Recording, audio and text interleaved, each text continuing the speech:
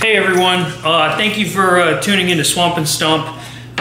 So as you guys know, it's the off season and a lot of people are always waiting for season to start and thinking they can't do anything until it's time to start hunting.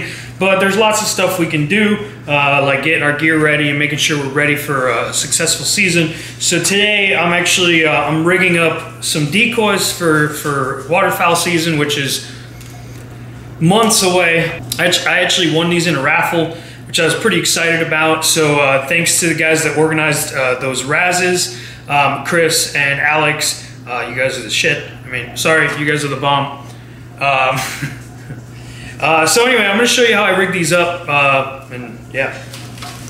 I've literally only been hunting waterfowl for one season, and I've done all of it at the STAs, and I know people have their issues with the STAs. I think it's a great place for people to learn to duck hunt, and it's really accessible for people that don't have airboats or duck boats.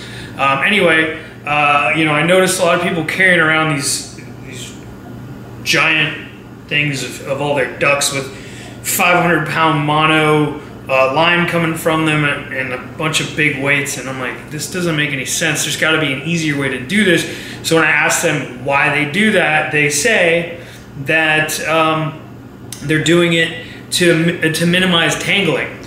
So I thought about it for a little bit, and I just used braid, which I learned really quick was a terrible idea, because when you have braided line on it and you go to throw that decoy to put it out, when that braid wraps around your finger and takes off on you, well, it'll cut deep into your finger, and you'll learn really quickly not to use that method.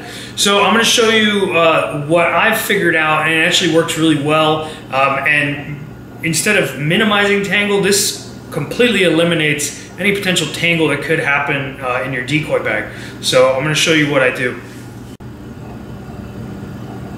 All right, so here we are in my kitchen. I've got all of the items. All the items except for one. Let me grab a decoy.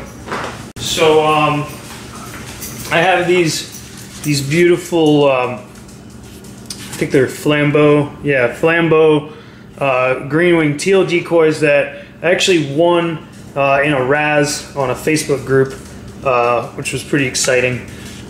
Anyway, so I'm rigging these up. And what I like to do is I go to Bass Pro.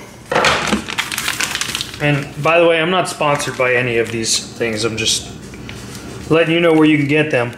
So Bass Pro sells this package, and it says, they call them lead ingots, and it's a 5-pound bag. Now, I don't know how this is an ingot, but anyway,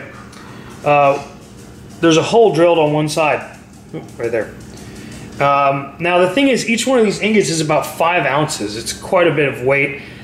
For those of you who are hunting in deeper water using diver spreads, it might be good for you to use the entire thing.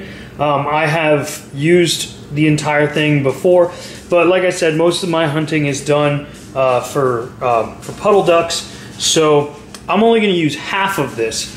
But the length of this is really helpful in this method of storing your decoys.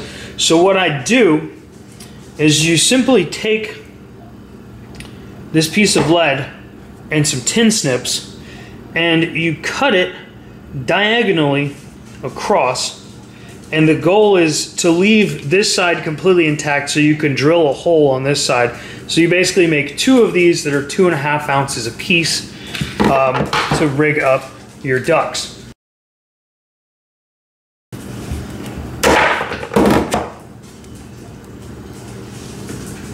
Just like that.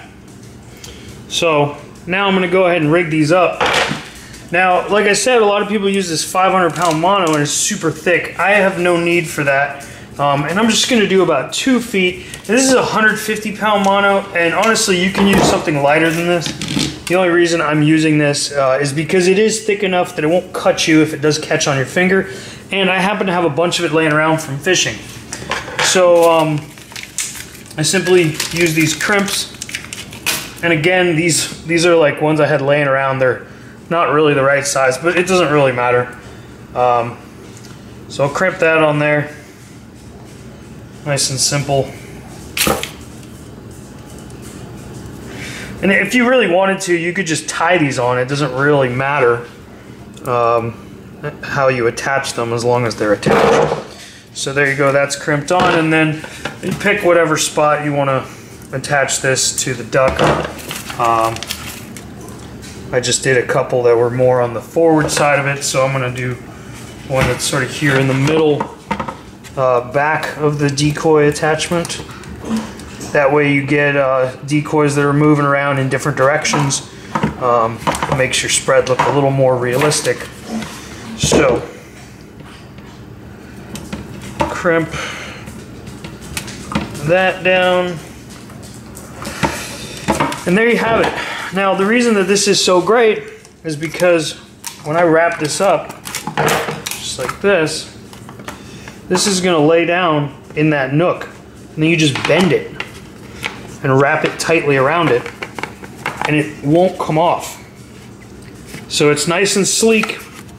You got about 2.5 ounces on there, and because this is a pointy little thing, you can just bend it, throw it in the water, it'll hook onto plants and stuff like that, and really stop this thing from moving around. And you can throw that into your decoy bag just like that, and you're good to go. So that was pretty straightforward. Now, if you don't have a Bass Pro nearby, you can also get lead that's similar to this from roof flashing. So they use lead thin strips that they use to cover up edges and corners in roofing, and you can often find it for free if you look around on like Craigslist and things like that. That stuff's pretty thin, so you'll probably want to use some fatter strips. But in any case, this is how I like to rig up my decoys, and makes completely tangle free. And anyway, if you want to use it, drop a comment and let us know how it works for you. And thanks for tuning in to Swamp and Stomp.